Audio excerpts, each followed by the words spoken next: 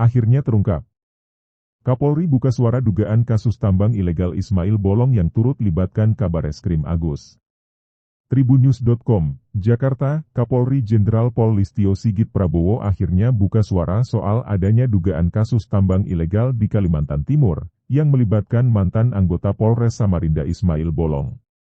Dalam kasus tersebut, terdapat adanya dugaan aliran dana ke Kabareskrim Polri Komjen Pol Agus Andrianto dan mantan Kapolda Kalimantan Timur Irjen Pol Rudolf Nahak.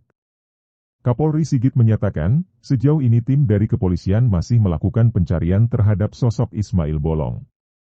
Ismail Bolong sekarang tentunya tim yang mencari baik dari Kaltim ataupun dari Mabes ditunggu saja, kata Sigit kepada awak media saat ditemui di Stadion Utama Gelora Bung Karno, GBK, Senayan, Jakarta, Sabtu, 26 November 2022.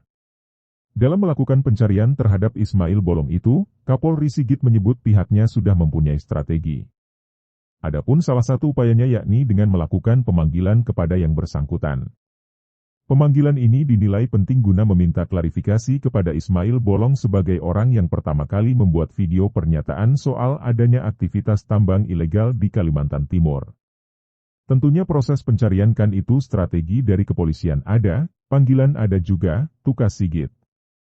Sebelumnya, beredar surat laporan hasil penyelidikan, LHP, yang ditujukan kepada Kapolri Jenderal Listio Sigit Prabowo dari Kepala Divisi Propam Polri, saat itu Ferdi Sambo, nomor R1253 UAS 24/2022, 4 Div Propam, tanggal 7 April 2022, bersifat rahasia.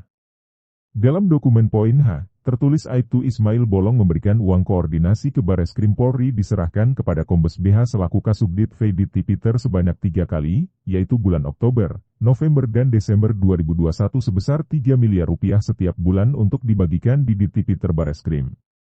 Selain itu, juga memberikan uang koordinasi kepada Komjen Agus Andrianto selaku Kabareskrim Polri secara langsung di ruang kerja Kabareskrim dalam bentuk USD sebanyak 3 kali, yaitu Oktober, November dan Desember 2021, sebesar 2 miliar rupiah. Sementara, kesimpulan laporan hasil penyelidikan ditemukan fakta-fakta bahwa di wilayah hukum Polda Kalimantan Timur, terdapat beberapa penambangan batu bara ilegal yang tidak dilengkapi izin usaha penambangan, IUP. Namun, tidak dilakukan upaya tindakan hukum dari Polsek, Polres, Polda Kalimantan Timur dan Bareskrim karena adanya uang koordinasi dari para pengusaha tambang ilegal. Selain itu, ada kedekatan Tan Paulin dan Leni Tulus dengan pejabat Polda Kalimantan Timur. Bukan cuma itu, video Ismail Bolong juga sempat beredar di media sosial.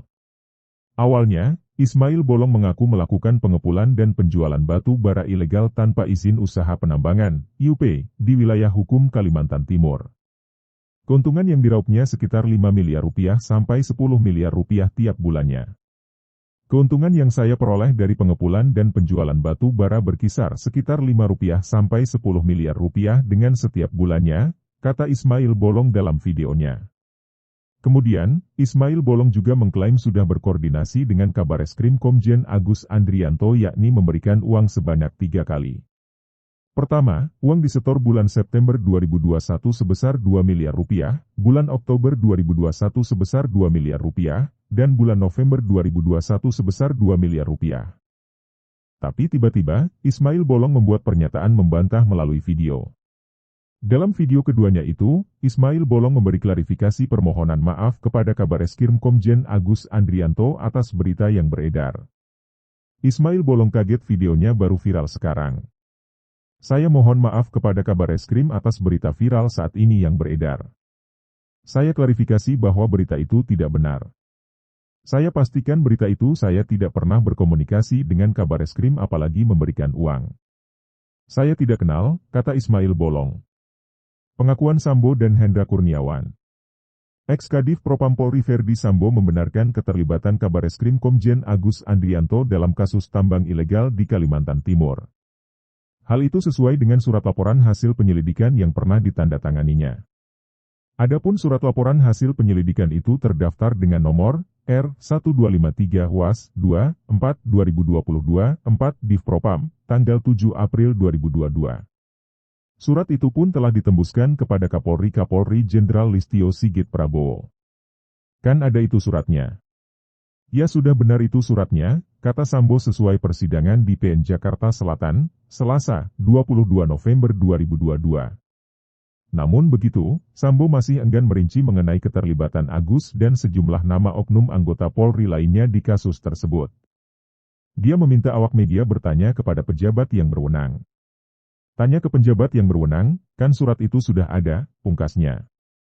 Sementara itu, ex-Karopaminal Mabes Polri Brigjen Hendra Kurniawan angkat bicara soal keterlibatan Kabareskrim Komjen Agus Andrianto di kasus tambang ilegal di Kalimantan Timur. Menurut Hendra, keterlibatan Komjen Agus di kasus tambang ilegal merupakan fakta.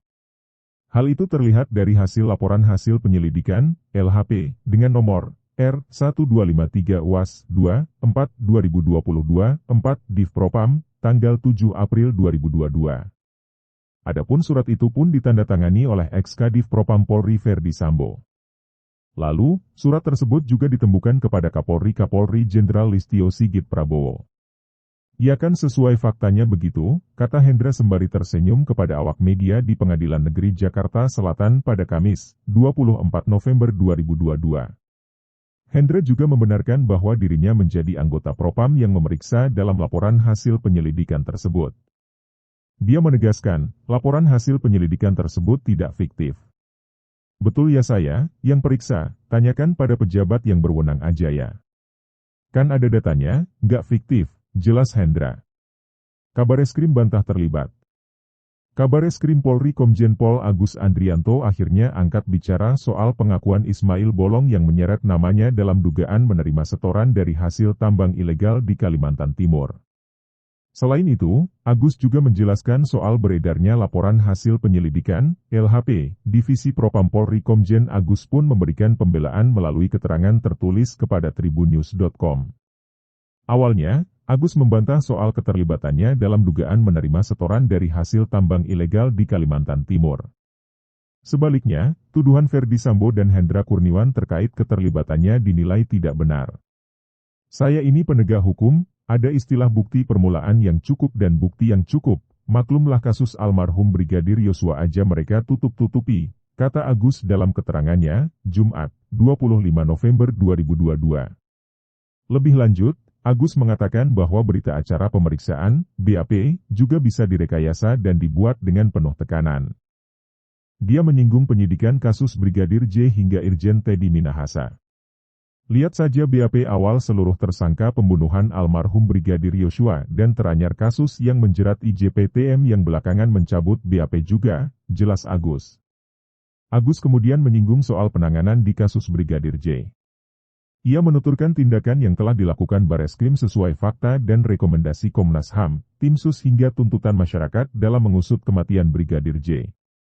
Ia menjelaskan bahwa tindakannya pun telah sesuai dengan atensi Presiden Jokowi kepada Kapolri Listio Sigit Prabowo untuk mengusut tuntas kasus tersebut.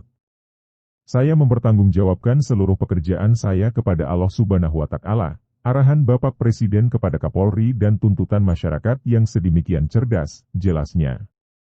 Di sisi lain, Agus juga menyampaikan pihaknya juga menyinggung kondisi pandemi yang nyaris melumpuhkan perekonomian dan mengakibatkan berbagai permasalahan. Saat pandemi kebijakan penegakan hukum adalah ultimum remedium, tahun 2020 itu pertumbuhan 0,5%, tahun 2021 tumbuh 3,5%, jelas Agus. Selanjutnya, Agus menuturkan bahwa pihaknya juga fokus pada penanganan COVID-19 dan percepatan pemulihan ekonomi nasional. Tambang rakyat dengan istilah koridor diberi kesempatan sesuai dengan arahan pimpinan agar masyarakat masih bisa memperoleh pendapatan, di samping mengawal program pemulihan ekonomi nasional dan investasi. Yang tidak boleh adalah di dalam areal hutan lindung dan di areal UP orang lain, ujar Komjen Agus. Di sisi lain, Agus juga menyampaikan nasihat dari gurunya yang selalu diingatnya sampai saat sekarang ini. Dia mengharapkan, orang yang kerap menyerangnya belakangan ini diberikan kesadaran. Orang baik itu orang yang belum dibukakan Allah Subhanahu wa Ta'ala aibnya, doakan yang baik-baik saja mereka yang saat ini sedang mempertanggungjawabkan perbuatan mereka sendiri secara sadar, tukas Agus.